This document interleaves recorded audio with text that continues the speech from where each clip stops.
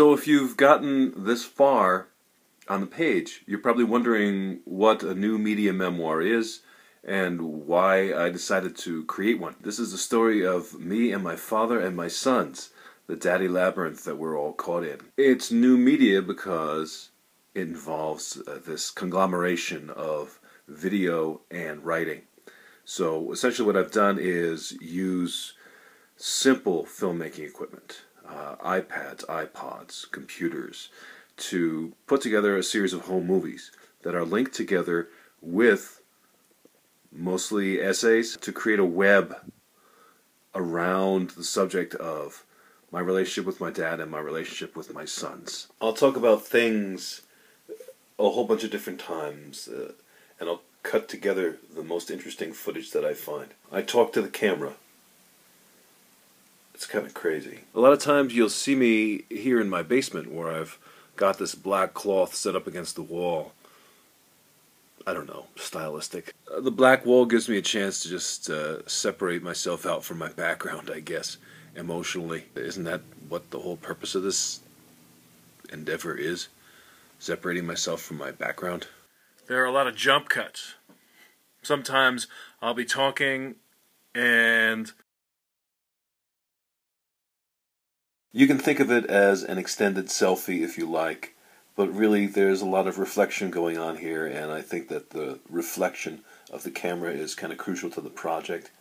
I've got a lot of shit to work through here, folks.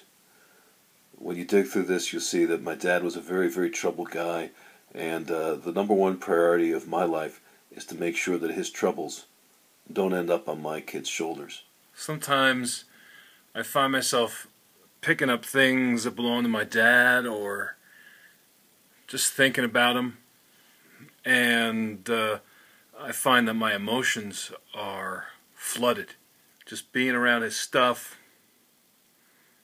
thinking about his vibe, remembering things, having physical memories of old emotions.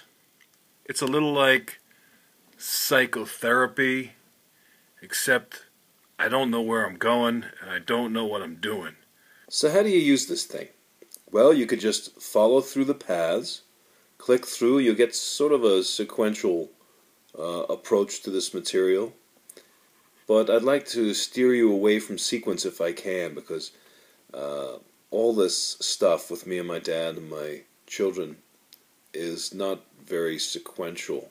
I want you to play, because my memories of my father and the family life that I'm bringing my father into are unquestionably a mess. And if I could tell them in a neat way, I would, but I can't. So there's an inherent messiness here, inherent movement in a variety of directions, because things in our lives and feelings that we have and things we say and do and own have multiple stories attached to them. I can't just pick one. I don't want to pick one, because there is no one. Everything interlocks and interweaves, and that's what I really wanted to get at. I wanted to explore the way something that happened, say, 40 years ago might affect what I do tomorrow. Sometimes this project just leaves me wondering why I'm doing it, and whether dredging all this stuff up is healthy for me. I have to dig through all this stuff relating to my father.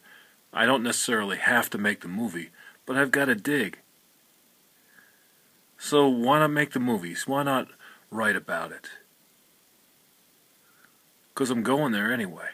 So I would love it if you would poke around in the links, in the tags, go from one path to another, see how things correlate. That's why it's an electronic work of literature as opposed to simply a book, because really there's no way to go through and tell the story of my interaction with my dad and how that affects me as a father simply in A to Z fashion. It's just not sequential. The human mind is not sequential.